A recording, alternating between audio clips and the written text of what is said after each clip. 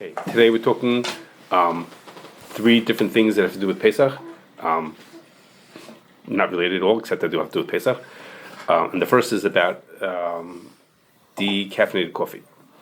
So coffee beans inherently are kosher Pesach. Some place can speak out specifically, they're not kidneys.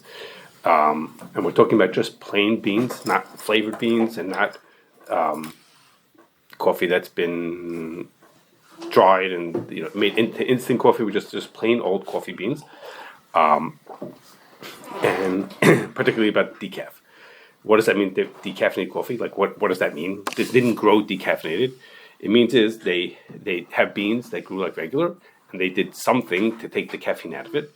And there's a bunch of different ways, but the short version of what it is that something hot liquid is poured over the beans, and that extracts the caffeine out of the beans. Okay, that liquid that could be poured over could be water, it could be a chemical, or some kind of mix of the two of those things. And the chemical, for what's relevant for us, is that most of the times the chemicals are nothing, like carbon dioxide. I don't know if you want to call that a chemical, carbon dioxide, methylene chloride, but the one that catches our attention is ethyl acetate.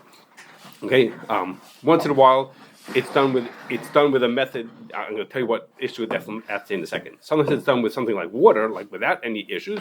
But then that water, they want to keep using the same water again and again, so they remove the caffeine out of the water using alcohol. Okay, something like that. That separation, that second separation, happens in a way that connects it with alcohol. Okay, but our big concern is that people are concerned is that ethyl acetate could be chametz. You hear the word ethyl in that can come from ethyl alcohol. It can be made with ethyl alcohol. So the ethyl acetate could be chametzik. And memela, we tell people if you want to use decaffeinated coffee, it has to be made kosher Pesach, meaning it have to use a method that didn't have any sensitive ingredients, any sensitive solvents in it, and that's because the ethyl acetate could be chametz. Okay, so that's the short answer of why we tell it to people. Remains in the coffee after? So I'm going to tell you about that. Just give me. So far I told you the simple reason. This is if you want to know why we tell people, because of ethyl acetate. Okay. So now the thing is like this: ethyl acetate is poison. Okay, can't eat ethyl acetate. Okay. What is it exactly? Like coming to wait. It's a chemical. You don't have to. It's not important what it is. It's a chemical. Okay, and it could be chametzik. Okay, but it is poisonous. Okay, so if it's poisonous, it's like, so what do we care about it? It's nice time of gam. Who cares? Why do we care that this? Very small measure. I'm going to tell you in 1 second. But in very tiny amounts, it's actually a flavor chemical. Okay, so whether you think that means that flavors are killing you, I have no idea. But in tiny amounts, it's used as a flavor chemical. It makes fruity flavors. Okay, so that means it's like this. So in order to say that the decaf coffee is not kosher Pesach, it has to be that we got it at a very, very specific spot. The companies get all the ethyl acetate out of there. They can't leave the ethyl acetate in the beans, even if they use that solvent, because it would kill you. I don't know, kill you, but it wouldn't be good for you. Okay, so they can't. They have to get it out. They evaporate it out. In fact, I'll tell you in a second how they evaporate it. They evaporate it out, so they can't leave it behind. So the reason to say that I want decaf coffee, I don't want decaf coffee unless it has hashgacha, is because maybe they took out enough of the ethyl acetate so it's not poisonous, but they left just the right amount behind that it would be a vital time. Okay, that would have to be just the right amount. Was they took out the bulk of it was taken out. Of course, they want to take it out, and of course it was taken out because it has to be, wouldn't be safe for you. But maybe left behind just the right amount that would be edible and usable for a person. Now, vital time, meaning it's by mistake. I could be a vital time. They're not putting it there for a taste. No. A vital time doesn't have to be put in on purpose for that. Because is it nice and tam? Something that's nice and tam is nice and tam. If it would be nice and tam, then it's an issue. Okay, nice and tam it's not on purpose. Don't they want the beans to taste a certain way? Now, of course. Now, of course, what's going against this is because they don't want the beans to taste like this, right, so they make an effort. And plus, when we say that a milsa vital time it can't be bottled, no, it can't be bottled if it's actually nice and tam. Okay, if you put in a tiny amount that wasn't nice and time, it doesn't make a difference. Well, think what you're putting it into. You're putting it into coffee, which is a very strong flavor to it. Okay, so most? I don't know. Okay, I'm not a coffee drinker, but I suspect most people haven't ever drank coffee and say, "Wow, this tastes very fruity." Okay, because it doesn't, because the ethyl acetate doesn't come through, because the company makes an effort to get it out, and Decaf tastes miserable to start with. there we go. Okay, so. It's the same. I know why. Okay, so But halakha also recognize you can get stuff out of stuff. so why? So you use A piece of cantaloupe over there, I put some capers in it, so I got it out. so okay. So I have something to say about that. So It's not a salad. well, here it has a blee into it. The cushions has a blee into it. It was putting hot. Because it's putting hot. Oh, it's hot. Yeah. Okay, so the usual reasons why we say that when we put something in, we can't just remove all the Yisr out of it. It's interconnected with Hanan. Okay, and Hanan is not a problem with Chametz for Pesach. Okay, Chametz for Pesach things could be bottle. So any time that's in there, we don't even have to get it out. We just have to say it was bottle. We got so much out of it, and what was left behind is nothing. Okay, and the potentials why it should be not be are Hanan related. There's no Hanan for Chametz for Pesach. Okay, so. Wait. I have to throw in a whole another angle to it, which is you have to bear in mind. Ethyl acetate, I keep telling you that's our concern. Okay, ethyl acetate is probably not chametz either. Okay, the concern is that you heard the word ethyl in there. It comes from ethanol, which could be chametz, but in almost most of the world, the ethyl alcohol is not chametz stick. It's kidneys, or it's not anything at all. Okay, so in very specific places it'd be an issue. But the possibility that we left behind the right amount and what was left behind was actually chametz is like almost nothing. I mean, comparing it to other types of alcohol, it has to do with the region where they're using because it's very cheap. That's correct. So, what regions are they manufacturing coffee beans? I mean, are those regions the same regions are? No. The coffee beans are grown in certain countries. Right. We wouldn't have such a concern. Those kind of places in Right, so tropical that's not where places. they decaffeinate them? No, decaffeinated is in the local place. They get the beans and they say, "Oh, we need decaf." They decaffeinate them. Our coffee making houses, they're getting beans from In fresh beans, and they decaffeinate them. No, they don't decaffeinate them. You saying they are? The What? people, it's not. I don't believe it's being decaffeinated back in the farm in wherever in Colombia, wherever I'm it gonna was. find out. Okay, 'cause maybe. I was going to- Maybe. No. So the decaffeinated is before it's roasted. Yes, So I'll get that in a once it's second. Decaffeinating the coffee. Nothing Coffee factory Because? that'd be certified. They're roasting it, no? Well, roasting it. If it had tom in it, it could theoretically, in theory, it could have tom in it. Why is it automatic that it was roasted? If I took a piece of chicken and I roasted it, it still tastes like chicken. It doesn't take away from it. You would think that it would come out. That's correct. And if I'm going to get in a second, if I have a chance, I'm going to say something about that in 1 second. Okay, now the only reason to be machmer, Schechter thought that there was a reason to be machmer. That's because of the Magen Avraham who says Hagam. He says it right after. He says Hagam that I'm telling you that there's no Chanan B'Cham for Pesach.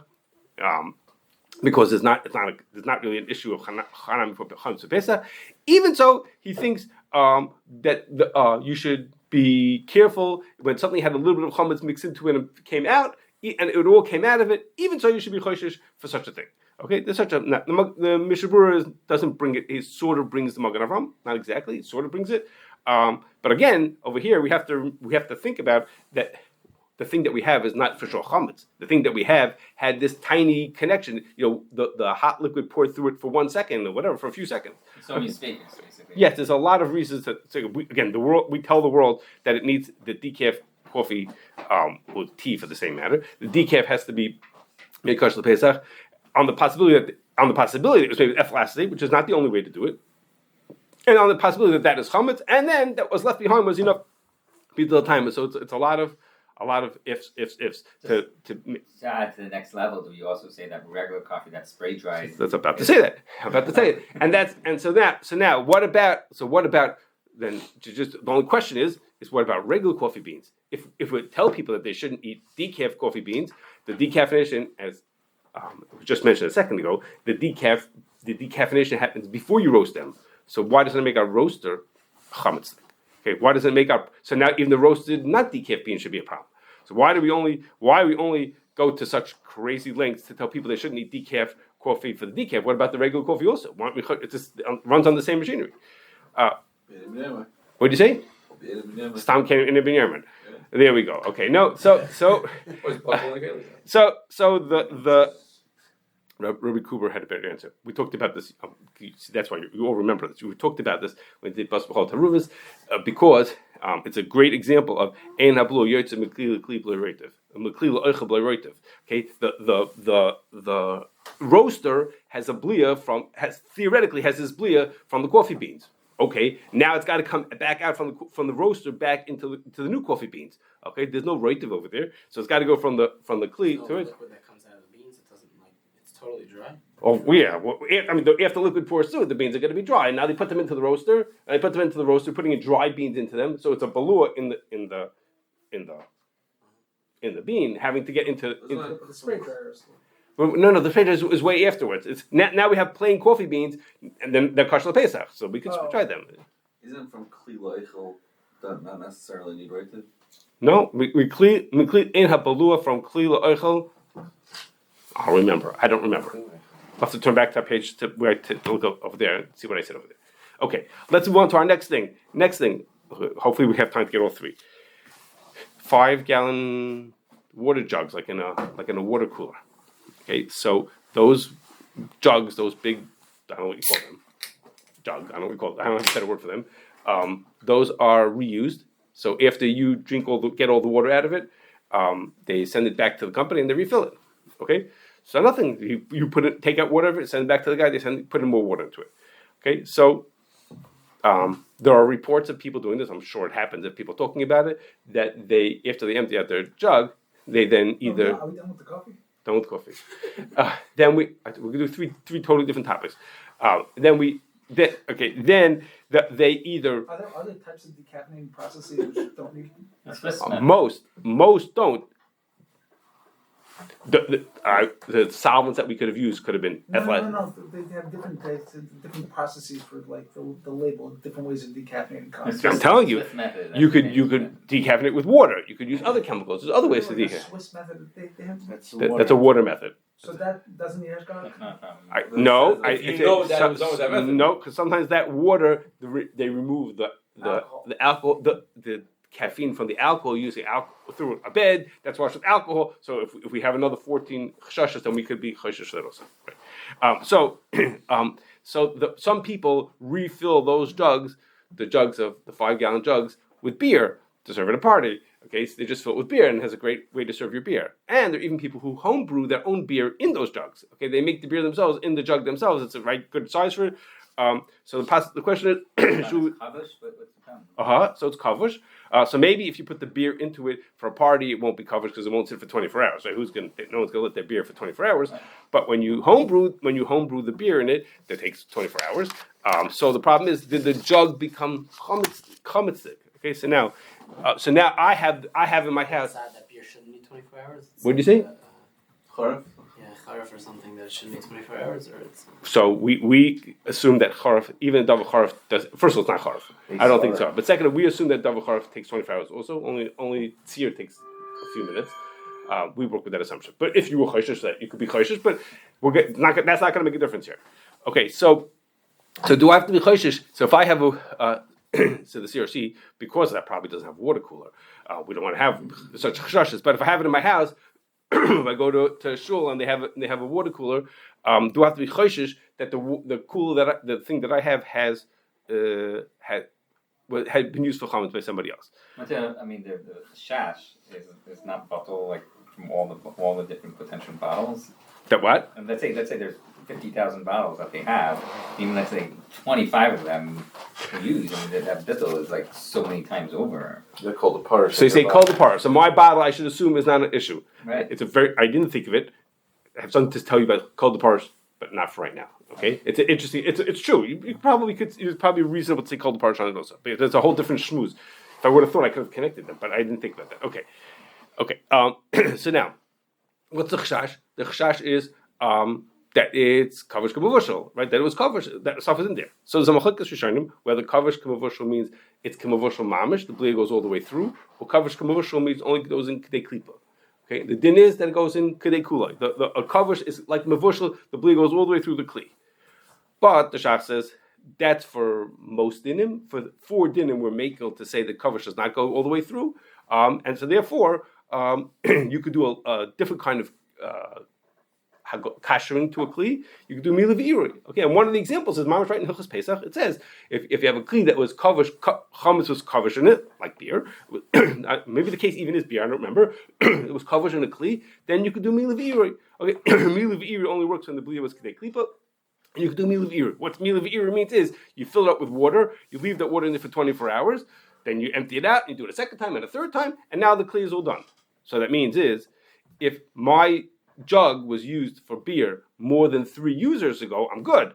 Because what do? As soon as they get the jug back, they fill it up with water. Okay, and then it sits there for 24 hours. So if it was only, my only chash is someone in the last 3 people who used this jug, did he do the beer in it? So that probably already is enough for us to say that's a really far out chash. Okay, that not that the beer was, not that it was once used, but that it was in the last 3 times. That's like a really far out chash. Okay, but the truth is, there's another tzad to be made on it also, and that is for chametz. We assume that kavish for chametz for Pesach is on kedei klipa. So if kavish is on kedei klipa, that means is any blia that's going to come out of the jug into the water is going to be bottle. Okay? Any blia that comes out will be bottle b'shishim into the water. I'm going to get there. Just give me 1 second. It would be bottle b'shishim into the water. In fact, in my rough calculations, it was well above shishim of how much the blia will be is. Okay, the truth is, even if you didn't say kedei klipa, the whole thing is only 0.03 inches thick. Okay, so it might not be more than kedei klipa anyhow. Okay, so even if the blia was through the whole way through, it would be bottled anyhow. Okay, so so what's the problem? Problem is that I'm going to use this on Pesach itself. Okay, the water is going to be in there on Pesach itself, and on Pesach chametz is also b'mashu. That day was already bottled before Pesach. Well, it was the blia continues to come out. The blia keeps coming out continuously. Blia is coming out of even after 24 hours. Yeah, it is. At 24 hours, blia has come out by now. Right. But usually we don't care that blia keeps coming out again and again because it's Ein Ben Yomer at that point.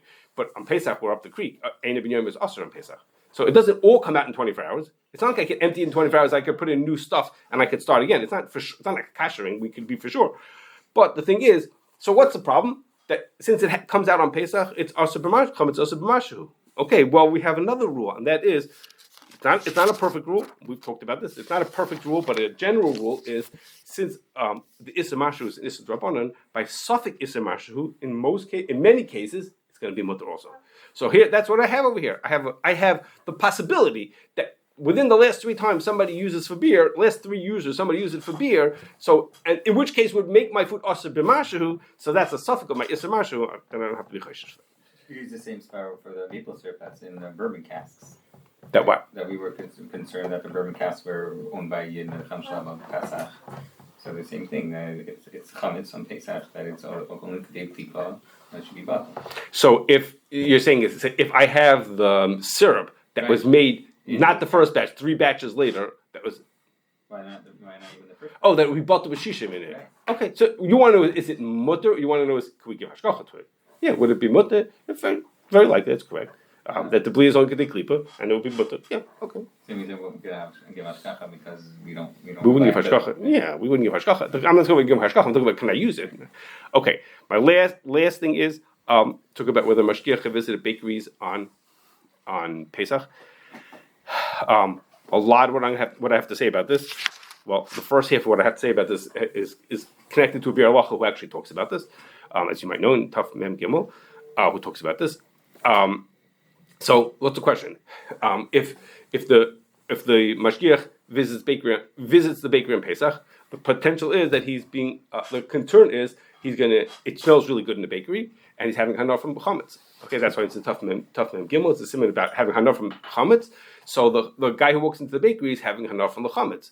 Okay. On the other hand, if we tell the Mashgiach, don't visit the bakery on Pesach, then obviously the owner is going to get the hang of it really quickly.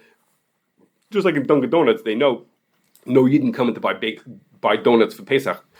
They say they would close at Pesach if not that the company makes them stay open because they have so little business. They know when Pesach is, okay, and the cleaners knows when Pesach is. So the guy who runs a bakery will learn the Mashgiach never shows up on Pesach. So that would obviously be a Kashrus issue. So is he allowed to go in? Is he allowed to go in? Hagan he's gonna walk into this Pesach. It smells really good, really chametzik. What do you say? Let's wear a mask. So your say is let him go in now. The question is he allowed to go in just like a regular guy? Okay. So then the same question would be about going into any store. That what? You go into a store, they have good flavored items over there, and you're smelling it. That's chametzik. You say. That's chametz. If you went, okay, potentially the same kind of question. I'm thinking about it as Jewel sorry. right here. Right. Yes. To the bakery section. Same thing. Why would it only be a bakery? So in my mind, a bakery is a place that has this really good chametzik smell. Maybe a little bit I can answer as I talk your question particularly. In my mind, bakery is a place that you really walk in and it's like you get hit by this smell as opposed to other places. How much do you know? Okay, but it could potentially, but other things also. Okay, so the question starts in your day. Where they're talking about avodah zarah,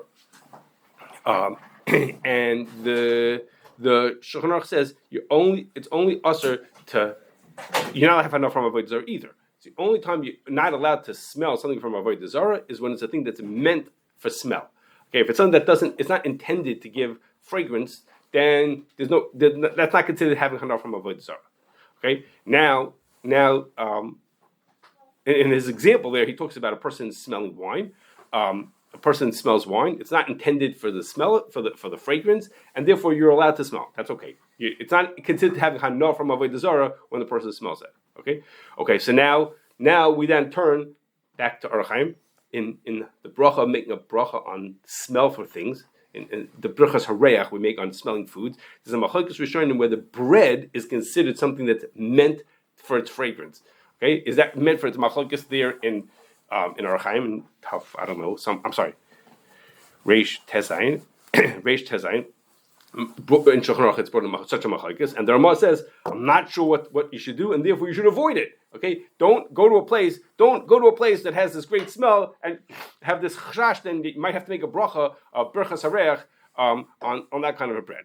Okay, so that's the Ramah leaves it as hanging, but the Gra says no. He thinks that it's not considered meant for reach. Bread is not a thing that like that. Those are trying to say it's not considered something that's meant for smell, for its fragrance, and therefore you would not make a bracha on it. Okay, the Gra is confident you wouldn't make it. So we pause for now for a second. According to Ramah, who says I'm not sure if it's meant for reich or not meant for reich, it qualifies as that. Then back to your day, we would say, well, then it's a problem because it's considered having hana from it, and then you wouldn't be allowed to have the hana from smell the chametz either. So on that side, it's mutar lechatchila to smell avodah zarah or chametz. According to the grow way that says if it's not meant for reich, the Shulchan Aruch says that if it's not meant for reich, you're allowed to smell. Yes. Okay. So now you might think that after I just told you that the Ramah would have a problem, that according to the Gra it would be mutter. The bad news is in your day, the Gra and the Shach say no, they don't agree with the Shulchan Aruch. Shulchan Aruch says that if it's not meant for reich, you're allowed to smell it. They say it's not true. No, it's not true. They don't agree with that. It's not true. You're not allowed to have no matter what. The Gemara says you're allowed to smell. You're allowed to smell the wine. You're allowed to smell wine. That's a special thing because there it's dangerous for you, and you're not considered having hana. It's not because it's not meant for the hana. It's a different reason over there. We talked about this for era bottles. So there, according to the Gemara, you can't do it either. You're just as not allowed to have this smell. So you wouldn't make a bracha when you smell it because in Hilchas Brachas Hareach you wouldn't have to make a bracha. But are you having hana? Yes, you're having hana. It would be a problem. Okay. So far we were standing now. You would not be allowed to go in and smell it. Okay. So Rabbi Daniel Epstein, for the works of you, he had two related ideas of why it should be okay for the Mashgiach to go in. Okay. First idea was they're related. Okay. The Shartzian brings a Magen Avram who says that if you could walk into a room that has things that smell whatever, and you don't make a brachas hareach on them. If you walk into a room that happens to smell like something pleasant, herbs, I don't know, whatever it is in there, you're allowed to walk into and you don't make a bracha, the brachas hareach, when you walk into that room. So he said, that's what the Mashgiach's doing. He's walking into the room. He's not trying to get the smell. He just walked in, and it just happens to smell like that. So he wanted to say that it should be mutter because of that. That's the thing by bracha, not. What did you say? That's by bracha. But his point is, he was reading it to be as if the guy's not having hana from it. It's like it's not considered a hana from walking in, and just it's like incidental. You're not considered to be having hana. I didn't think it was correct, because if you look at the Magen Avraham, that's not what the Magen Avraham says. The Magen Avraham says because you walk into a room that happens to smell good, it's something that's not intended l'reach. It's not meant for reach. It's not meant to give reach. Okay, well, that in itself, what happens when something's not intended for reach, is a question. Whether if it's not intended, do you have to make a bracha on it or not? Is that considered hana? I'm sorry, is that considered hana or not? Also, so that's just that's our Yeridea question. Might not be intended for reach, so you might not make a bracha, but that doesn't mean you're allowed to have it. Does it only smell good while they're baking? They're baking in the middle of the night, no? If you go to the bakery, it smells good. I don't know what to tell you. I can't answer exactly what the rule is, but when you walk in the bakery, it smells good. Maybe it's the other stuff, not the chametz. Maybe it's all kind of sprinkle or whatever. No. It really what it is that when the flour ferments, it creates carbon dioxide and alcohol. Those are two gases, and then that's what fluffs up the bread. And then when you bake it, it hardens, but it cracks develop, and the alcohol escapes. So what you're smelling is the alcohol that was created when you were fermenting the bread. Yeah, it's very much the chametz. Yes, the chimutz is what you're smelling. It's now escaping. The chimutz is escaping, and you're smelling. Okay. So, bakeries don't smell good. What did you say? Matzah bakeries don't smell good. Matzah bakeries? No. We have a company called Bel Air Fragrances. Okay. So that's intended for the fragrance. That's correct. Do I have to make a bracha when I... So that's a separate question. I hope to talk about that one day, which is whether it's things that are made from these just mix of different chemicals are considered something you have to make a bracha. I have hopes of talking about that. I have thoughts about that. But it's fair. You might have to. It's a question. Okay, now, but he had a different answer. He had a different reason to be makel, and that was along the same lines, but from a Gemara. And the Gemara says like this: there's another thing you're not allowed to have hanor from. That's the Beis Hamikdash. Okay, it's mi'ila if you have hanor from things from the Beis Hamikdash. So the Gemara says like this: the Gemara says loy efsher v'loy mechaven is not considered is not mi'ila. Okay, what does that mean? It's loy efsher v'loy mechaven. What does that mean? So loy efsher means is I came to this place for some purpose. I didn't come because of the thing I'm gonna enjoy the smell of, and I'm just there. But I'm lo efsher. I can't do this thing without having that benefit. So that's our Mashgiach. He's lo efsher. He's for sure. He's lo efsher. He came in to visit the plant. You went in to buy a box of cookies. You didn't come in because you wanted to have the hanor from this thing. You came in. I guess you wouldn't buy cookies on Pesach. Okay? You came in to buy a bottled water. Okay, you came in to buy something else. I just came in for this thing. So I'm lo efsher. That's good. That's easy enough. What does lo kamachav mean? So what Kamachav means is you don't have particular enjoyment from that thing. Okay, you don't enjoy the thing. Lo Kamachav, I'm not machaven for this kind of. I'm not machaven. Lo efshe means is I want to accomplish something and I couldn't do that without this. Lo Kamachav means I'm not enjoying. I'm not trying to enjoy this thing. So if you're in the airport, you're smelling all the stuff that they're baking on the side. You don't have to worry about that. So you're log kamachaven. But so the question here is now going to be is the guy does the guy enjoy it or does he not enjoy it? I mean, it's going to depend on the person. We can't be log kamachaven as a rule. We can't automatically say everybody's log kamachaven. Some people walk in and it's like, what am I doing? I'm not trying to have this. I know it just is. I'm just stuck with it, so to speak. And some people actually, oh my gosh, I love going to the bakery much better than going to the other factories I go to because it smells really good in here. Okay. You're not mechaven to have a no. I'm not intending to have a no. It's just there, and yes, maybe I don't know. That's what the Gemara is saying is mutter. I'm not sure. You're saying is if I'm just neutral about it. If I'm neutral, I'm not trying to have a no. I'm not. In my mind, I'm not intending to have a no. I'm not being mechaven to have a no. I'm just. Okay, so if all that's fine. If you're all like that, then you're fine. Then you're okay. But what happens if the guy who likes it? He says, that you can tell him you shouldn't do that. What did he say? So he can't be mechaven. So he'll have to make a special effort. Okay, that's fine. I'm saying so. It'll just depend on the person. I mean, when he told us Rabbi Schechter, and Rabbi Schechter went along with this thing. But it'll just mean there's certain people who can't do it. Certain people who they look forward to going to the bakery because then they'll be able to. Okay. Now there's another thing the Bir Halacha says. The Bir Halacha also talks about is maybe there's a chashash that you shouldn't have smell chametz because of chashash shem yovel achloi. Okay, a second chashash, not because of the Isra Hana, like so the Drabanan did a thing like if you smell it, you might come to eat it, and he brings a right for that. I'll tell you in a second. So maybe that should be a chashash. So Shach thought also that the loy and the guy who doesn't have any interest in it is the same kind of a thing. Okay? I wondered also if, and not in a local bakery. I'm not talking about if you go into Tel Aviv or it's Mana, is it called now? Mana. If you go there, I'm not talking about that. I'm talking if you go to a big commercial bakery, the Biur Halacha tells you to look in Hilchos Berachos Reich when he talks about musk, and he says there's no concern that you smell the musk that you might come to eat it. This Chashash Hashem Biur Halacha doesn't apply because no one eats musk. It's a spice. It's meant to be used to put into other food. No one ever eats scoops up a spoonful of it. So no Chashash Hashem Yavel Achlei because no one ever eats the thing as is straight. Okay, I just wondered how that applies in a commercial bakery, which is nobody walks over the bakery and grabs a cupcake off the thing and just starts eating it. Again, in a little smaller bakery, maybe people do. They like how it tastes and they just take one. They'll take something out and take a bite out of it. I don't know if it's such a thing. I don't know if it's like that. I'm not sure what to say about that. Anyhow, but that's why, according to that, why people are allowed to visit bakeries in Pesach.